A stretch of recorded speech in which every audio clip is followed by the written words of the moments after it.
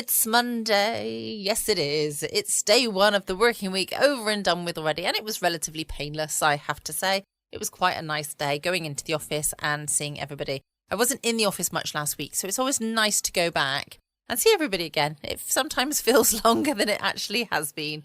But a lot of people were out last week. It was good to see quite a lot of faces in the office today. It is Monday, so I don't know what is lined up the rest of the week, not really. I'm not working in the office tomorrow. I'm working from home tomorrow. And of course, Tuesday night is my darts night, so that's tomorrow evening. But we will see how the week goes. I have no idea at the moment. I hope you're having a good time, whatever you are doing, whether or not you are listening on an evening like it is here for me and getting ready to settle down for the evening before going to bed, or whether you are listening somewhere else where the time is significantly different. You might just be getting up, you might be working, it might just be afternoon, but whatever you're doing, I hope you enjoyed tonight's episode from the private detective Sam Spade. This was an episode first broadcast on the 9th of November in 1947, and it's called The Bow Window Caper. Or is it the Bow Window Caper? I don't know. The bow or the bow? I'm not sure. It'll be one of those. I hope you enjoyed this. The Adventures of Sam Spade, Detective. Brought to you by Wild Root Cream Oil Hair Tonic, the non-alcoholic hair tonic that contains lanolin. Wild Root Cream Oil. Again and again, the choice of men who put good grooming first.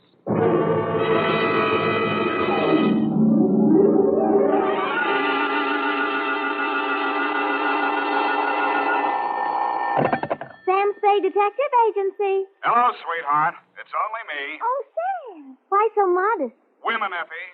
Age cannot weather nor custom stale their infinite variety. Huh? Against their incalculable wiles, mere man is a leaf in the wind. Oh, Sam, do you really... Oh.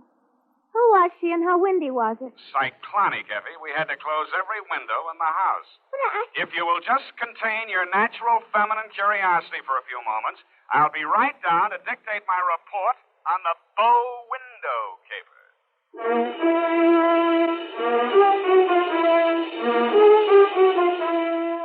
Dashiell Hammett, America's leading detective fiction writer and creator of Sam Spade, the hard-boiled private eye, and William Spear, radio's outstanding producer-director of mystery and crime drama, join their talents to make your hair stand on end with the adventures of Sam Spade.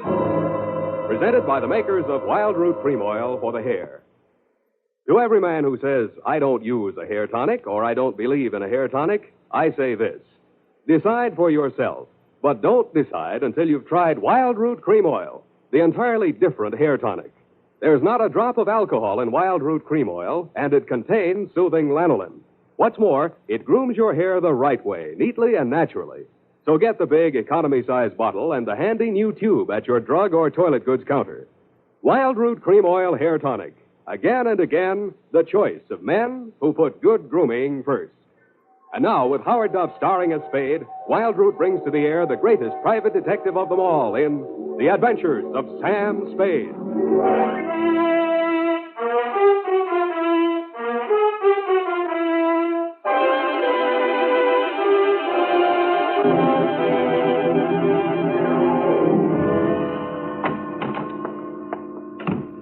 Sam, what's a bow window?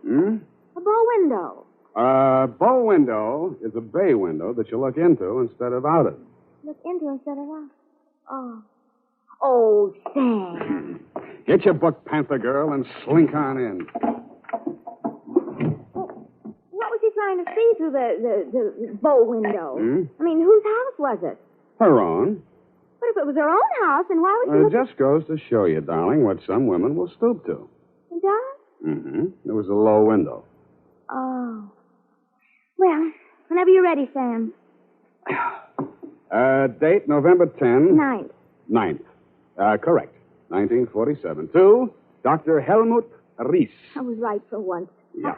From Samuel Spade, license number 137596. Subject, the bow window caper. Dear Dr. Reis, I know that this report will not make pleasant reading for you, but you paid for it, so here it is. As far as I was concerned, it all started on Thursday morning when you called at my office. From your story, I gathered it had been going on for some time. You You will say these are merely the actions of a jealous woman, Mr. Spade. But I assure you there's more to it than that. It must be a carefully thought-out plan to ruin my career, my whole life. In what way, Dr. Reese? She spies on my private consultations, insults my women patients. I can no longer even keep a nurse for more than a week at a time. Scenes, hysterics, outbursts of violence. I cannot continue my work under such conditions. Well, why don't you give her a divorce? Why, no. This is not her desire. If it were, it would be simple. No, she wants to bring me to ruin. She wants to see me on my knees in front of the public. Why? That is what I want to find out. Why? Doctor, I think you ought to take this case to a head doctor. I have consulted a psychiatrist. She examined her. She's perfectly competent mentally. So you see there is here already some mystery, for which one comes to a detective. How long has this been going on, Dr. Reese? Since 3 months only. But in this time, she has reduced me to utter desolation. Dr. Reese was a very good divorce lawyer right down the hall from my office. No. I discussed the matter of a divorce with her a few days back. This was her answer. You see, a receipt for the purchase of a gun. And this note in her handwriting. I hope you will not force me to use this. Esther. Yes. What do you think she has in mind? Murder or suicide? She refused to discuss it. But one thing I have noticed.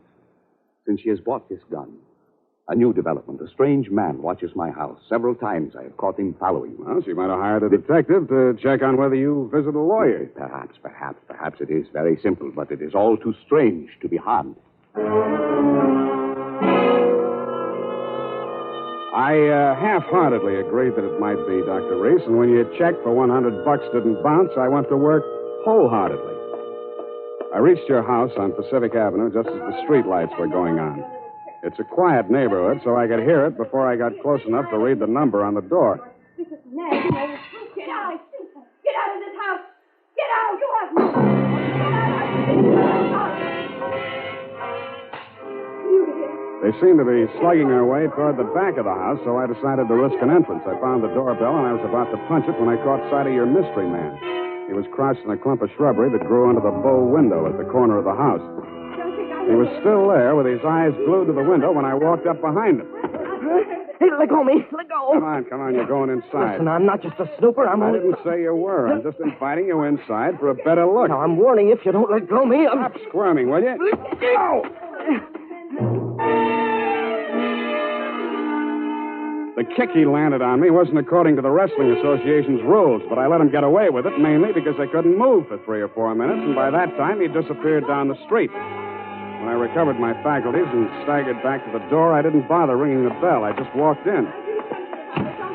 The hen fight was still going on somewhere in the upper reaches of the house. Then a door burst open on the upper landing, and a girl in a nurse's uniform ran down the stairs toward me, pursued by a pale little woman with a pinched face who was brandishing a pair of brass fire tongs. You brushed past me, Dr. Reese, and headed off the pursuer. Esther, stop this! Stop this at once! Have you gone crazy? Give me those fire tongs. Give them to me. What's the matter, Helmut? Afraid I'll mar your light of love's beauty? What started this? I caught her creeping about the kitchen. She was going to poison my food. Explain to you, Mrs. Reese. The doctor... Oh, don't bother explaining, Miss Robbins. These morbid fancies of hers. Don't think I don't know what goes on in that office. That office where I'm not allowed anymore. That's only because you make the patient so nervous, Esther. I know what goes on. You and those women. That will do, Esther. Go to your room. Very well. But I won't have that woman in this house another day, Helmut. Is that understood? Go to your room, Esther. I'm going. But remember what I said. I warned you both. I can't. There, Miss Robbins. Now don't. There. I can't stand anymore, Doctor. I tell you, it's making me a nervous wreck. I just... Dr. Reese. Huh? Oh, Mr. Spade. You saw, you heard? Yeah. Come into my office. We'll talk. I think we'd better. Doctor, there's still one more patient waiting to see you, Doctor. Well, have her wait a little longer. Yes. This way, Mr. Spade. How much longer? Well, the doctor will see you just as soon as he possibly can. Have you been feeling any better, Mrs. Campbell? Sit down, Mr. Spade. Thanks, but I can say what I have to say standing. Your wife's a very tragic woman, Doctor. I wish I could help her. I wish I could help you, too, but I can't. You heard her threat against Miss Robbins. Was that a joke? There's nothing funny about jealousy. But there is this man who watches the house. And the gun she bought. I collared him outside just now. Oh, well, did you get him to talk? No, but I wouldn't worry about him if I were you. And about that gun. The Constitution says every citizen shall have the right to bear arms. Even Parnell Thomas can't do that. Mr. Spade, I've not yet told you all. If I... Oh, Doctor, I'm sorry Yes? to interrupt, but this patient, she's been waiting for more than an hour. Well, who is she? Mrs. Kavanaugh. Kavanaugh. Kavanaugh, who? Well, has she been here before? Of course, last week. Here's her card. Oh, yes. I'd better get it over. Send her in. Yes, Doctor. And Doctor, I'm resigning. I'll finish today, of course, and then I'm through. I'm sorry. Yes, well. Very well, Miss Robbins. I can't say that I blame you. Good luck. Goodbye, Doctor. Well, I'll be going along myself now, Doctor. No. You must hear me out, Mr. Spade. I've not yet told all. If you'll just wait until I have seen this patient, please, Mr. Spade, please. Okay, I'll wait outside. Oh, I beg your pardon. I beg your... Come on in, Mrs. So, you're leaving the doctor's employ, nurse? I am. Well, Mr. Spade, how does it look from the grandstand? Messy? Mm-hmm. You don't mind if I finish cleaning out his desk? Go right ahead. Thank you. What's the matter with Esther, anyway? I could sum the whole thing up in a single 5-letter word, shall I? You have. Are you going to walk out on him? Aren't you? Yes, I am. Oh, but Esther isn't jealous of your type, if you don't mind my mentioning it. I feel heartened to think that you noticed I was different. Oh, I did, Mr. Spade. I really did. You don't seem particularly nursey to me, either. I'm not. My, you have a fast pulse, Mr. Spade. Yes, I've been feeling very weak the last few minutes. I need care. Oh, you don't eat enough apples, Mr. Spade. Well, I guess I finished. Oh, there's that old contract. I wonder... Mr. Spade, will you tell the doctor I've left and thank him for me again? Aren't you going to see him before you go? No, I'm not. He'd only begged me to stay, and it's simply out of the question. Oh, the poor guy. I just don't know what I'd do if I were in his place. For you, Mr. Spade.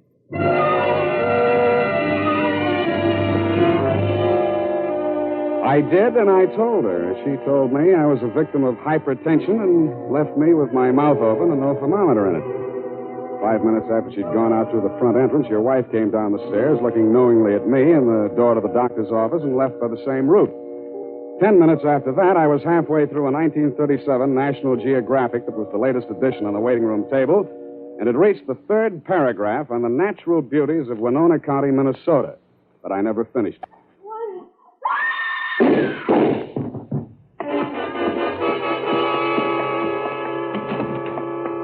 The first thing I saw when I entered the room was Mrs. Kavanaugh, your patient. Why did he do it? You, Doctor, were standing over her, nervously twitching off the rubber glove from your right hand. You tested her throat for pulse, then listened through a stethoscope. It was purely a formality. One of the .38 caliber slugs had entered the right temple. The other had torn through the base of the skull. How did it happen? I don't know. I had completed the examination and walked over there to put my instruments away. When I turned back, she had a gun in her hand. Before I could stop her, she pulled the trigger. Suicide, of course. Why? Well, I just told her the truth, that there was nothing I or any other doctor could do for her. That she had perhaps a month, perhaps less. She had suffered great pain, of course, for some time. Uh-huh. You saw her shoot herself, you say? Yes. The gun, she took it out of my desk drawer. I'd removed it from my wife's room earlier today. I see. Well, Doctor, this is the neatest suicide I ever saw. No powder burns, and from the way she's lying, she must have shot herself in the direction of that window, at least 10 feet away. She screamed before the shots were fired and had time to fire a second bullet into her head and throw the gun across the room before she fell. Well, Helmut, at last it's happened, hasn't it? Esther, leave this room. I told Helmut one of the husbands would catch up with him. Pretty, wasn't she? I don't remember this one.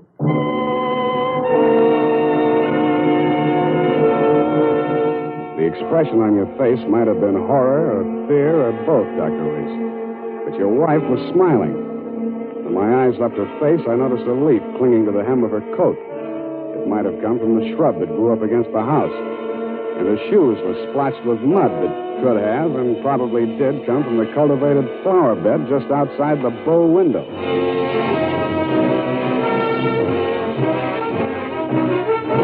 The makers of Wild Root Cream Oil are presenting the weekly Sunday adventure of Dashiell Hammett's famous private detective, Sam Spade.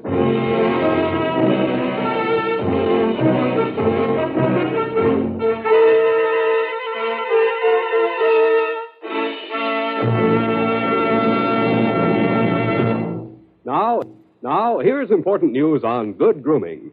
Better than 4 out of 5 users of Wild Root Cream Oil say they prefer Wild Root Cream Oil to all other hair tonics. Here is new and even more conclusive evidence that Wild Root Cream Oil is again and again the choice of men who put good grooming first. So if you want the well-groomed look that helps you get ahead socially and on the job, listen. Recently, thousands of people from coast to coast who bought Wild Root Cream Oil for the first time were asked, how does Wild Root Cream Oil compare with the hair tonic you previously used? The results were amazing. Better than 4 out of 5 who replied said they preferred Wild Root Cream Oil. And no wonder. It gives you the advantages that men consider most important. Wild Root Cream Oil grooms your hair neatly and naturally, relieves annoying dryness, and removes loose dandruff. What's more, non-alcoholic Wild Root Cream Oil is the only leading hair tonic that contains soothing lanolin. That's like the oil of your skin. So ask for Wild Root Cream Oil. Again and again, the choice of men who put good grooming first.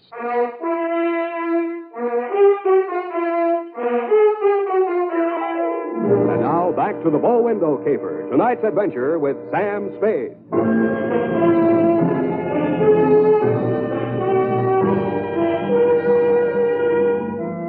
Obviously, there were 2 equally good suspects in the Kavanaugh murder. Either your wife had killed her in a jealous rage, or you'd killed her with your wife's gun to frame her for the murder. I decided to let the police worry it out and went home to bed. The morning headlines were a bit of a surprise. Nurse sought in shooting of mystery woman. Item. The cops had found Celeste Robbins' fingerprints all over the murder gun. And item. Mrs. Kavanaugh, the murdered woman, had given a vacant lot as her address, and her body was lying unclaimed at the morgue. I decided to pay her a visit.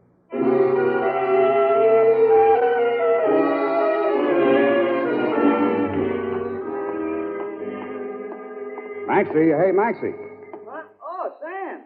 Sammy, my boy. Hey, it's good to look on you. How are you, Maxwell? Oh, fine, fine. What brings you here, Sam? The Kavanaugh woman. The Kavanaugh, huh? Let's see who's with us today.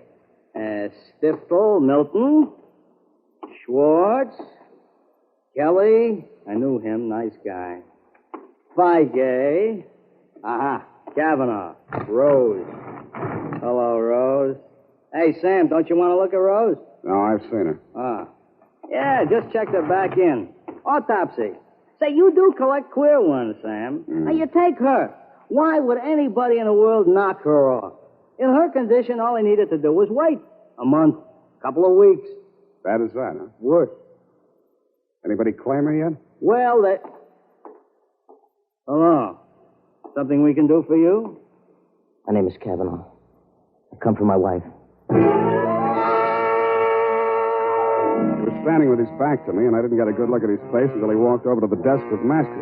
But the voice tipped me even before I saw the face. It was the man I'd caught outside your office window less than half an hour before the murder. If he recognized me, he didn't let it show. I waited while he went in with Maxie. When he came out, there were tears streaming down his face. I'd been waiting for 2 reasons. I had some questions to ask him, and I had wanted to pay back that jolt he'd given me the night before. I left without doing either.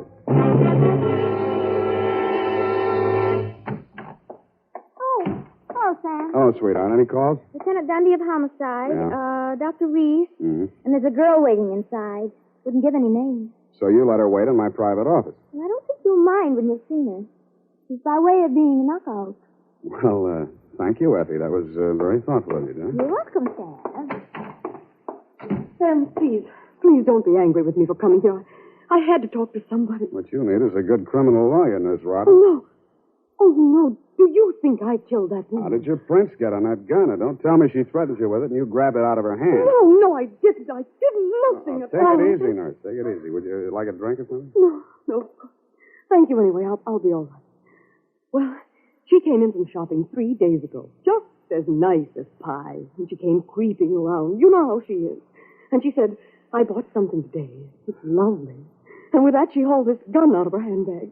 And so, to humor her, I took it and I looked at it. That was foolish. It certainly was foolish. Well, nickel-plated, ideal surface for fingerprints. And I remember she was wearing gloves. Struck me as peculiar at the time, but I'm so stupid. I didn't think of it until just now. Everything's a little peculiar about this caper. A woman who was dying anyway gets shot. Nobody even seems to know who she was. Doesn't make sense. No, it doesn't make much sense. What should I do, Sam? Give myself up? I think you should. Yes, I thought you'd say that. All right, phone the police. You got a lot of courage. Sure you don't want a drink? No, thank you. I'll be all right. I'll be all right. Homicide. Dundee. Dundee, Sam Spade. I got the Robbins girl here in my office. She wants to check in. Oh? Well, tell her to forget it, Sam. Reese's wife just made a full confession.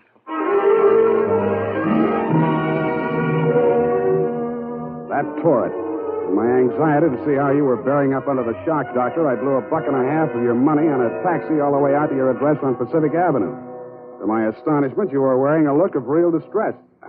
I don't understand it, Mr. Spade. This confessing, it's not like her. It's all too strange to be harmless.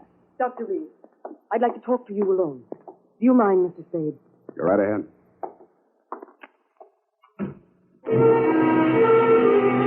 I strained my ears outside your consulting room, but all I could hear was a few vague murmurs. Then, for no good reason, I decided to have a look at your wife's bedroom upstairs. The cops had been there before me, so I didn't expect to find much, and I didn't. I was tapping the woodwork with secret panels or something when I heard a heavy tread on the stairway. I wheeled around, my hands inside my coat. A jolly-looking character in coveralls was standing in the doorway. Home electronics. I beg your pardon? Daggett, home electronics. I come to take the equipment. What equipment? And a dictograph. She don't need it no more. Ask me, she heard too much. Mrs. Reese had a dictograph installed? Yeah, a rental-type installation. This here's a speaker. Yeah, my own design. Looks like a portable radio, don't it? Yeah, where's the other end? Where's the microphone? It's in the doc's private office. You interested, eh? Yeah, turn it on, will you? Oh, sure. Yeah, we'll get it tuned in a minute there. Oh, feedback. Wait a minute, I'll fix it. Let her talk. What can she tell? I don't know. But it's uncanny the way she Nice, used huh? things. Every word we spoke together. That's because of the dictograph. They rig, huh? Shut up. We cannot allow this terrible tragedy to come between us. We love each other.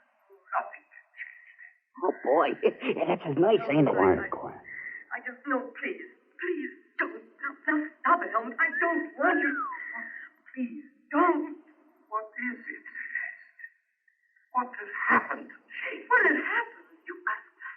When I've been attacked by a mad woman and accused of murder all in a space of 12 hours. But it's all over now. Just so, Helmut. Yes, all. Won't you turn it up a little more? Oh, sure, turn it up. Hold it. It was over, sober. And I'm very, very ashamed. I suppose it was my usual thing.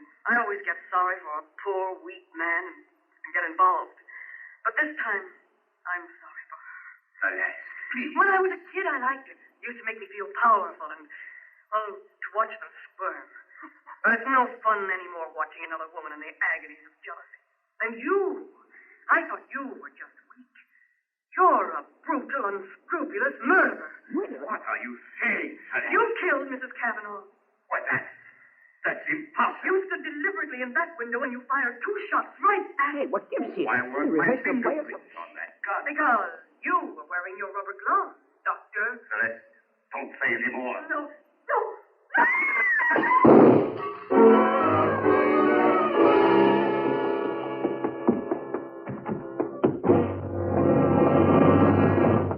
Here, help me.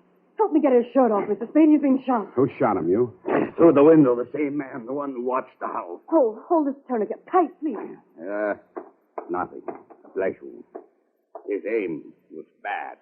Yeah, too bad. Kavanaugh, you still out there? You got nothing to worry about. He's still alive. I missed him. Give me a hand. Come on. That's it. I missed him. That was lucky. You're taking the rap for your wife's murder, too, if you're a better shot. He did it. He killed my wife. I was at the window. I saw him. What I don't understand is why his wife confessed. She loves him, Mr. Cavanaugh. You should understand that. I guess that's what happens to love when it gets crossed up. Why didn't you tell the police what you saw? They'd have hung it on me. She was a stranger to everyone else. I'd been quarreling with her, suspicious, acting like a maniac. She never told me. She must have been going to one doctor after another, trying to find one that would give her one ray of hope. In pain all the time, too, and never letting on. Never. Even after that first visit she made to Reese's office, I didn't tumble. I thought she was meeting him on the sly. And I followed her both times. That last time I carried a gun. I might have killed her if what I suspected had been true. I'm very sorry, Mr. Cavanaugh. I didn't realize. You're pretty late with your regrets, Doctor. I don't quite figure either. Maybe the prison psychiatrist can. Sunday homicide. Dundee, tear up Mrs. Reese's confession. Come on over and get the doctor. Dr. Reese? Yeah. By the way, he accidentally shot himself in the arm. Isn't that right, Doctor? What? So, yes. Accident. Why didn't she tell me? Why didn't she tell me? I don't know, Kavanaugh. Women, sometimes they make too much sense, or we don't make enough, or maybe we're all crazy.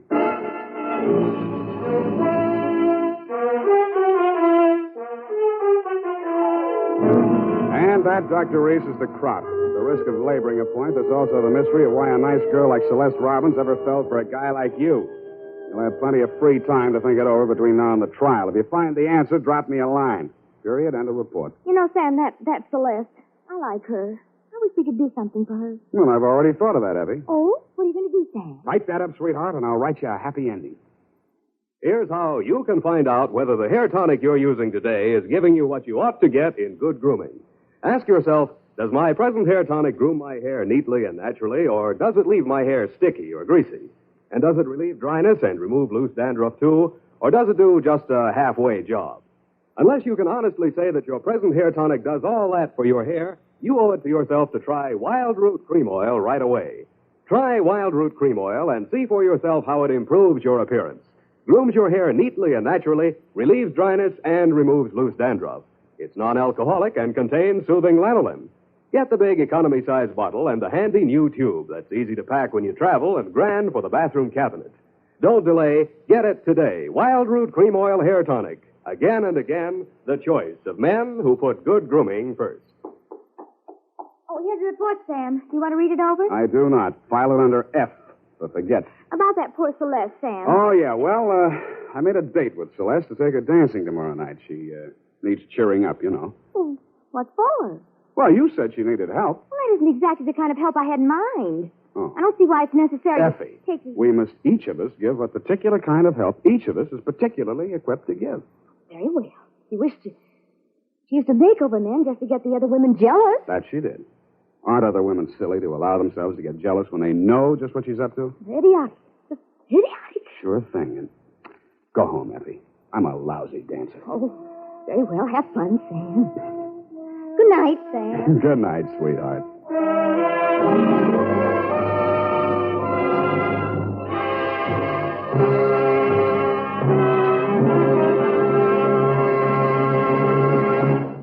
The Adventures of Sam Spade, Dashiell Hammett's famous private detective, are produced and directed by William Spear. Sam Spade is played by Howard Duff. Lorene Tuttle is Effie. The Adventures of Sam Spade are written for radio by Bob Tallman and Gil Dowd, with musical direction by Lud Gluskin. This is Dick Joy, reminding you that next Sunday, author Dashiell Hammett and producer William Spear join forces for another adventure with Sam Spade, brought to you by Wild Root Cream Oil. Again and again, the choice of men who put good grooming first.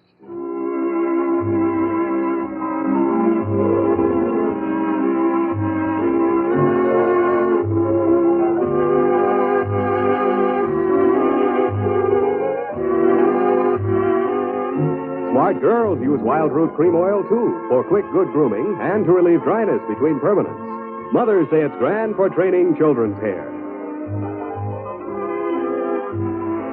This is CBS, the Columbia Broadcasting System.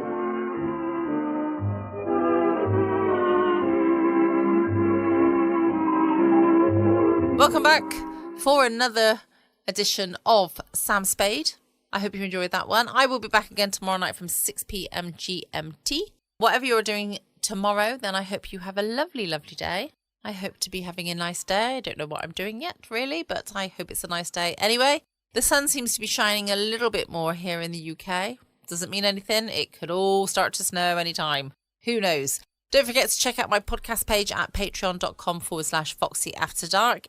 I can't wait to catch up with you all tomorrow. In the meantime, stay safe, always be kind, love you all.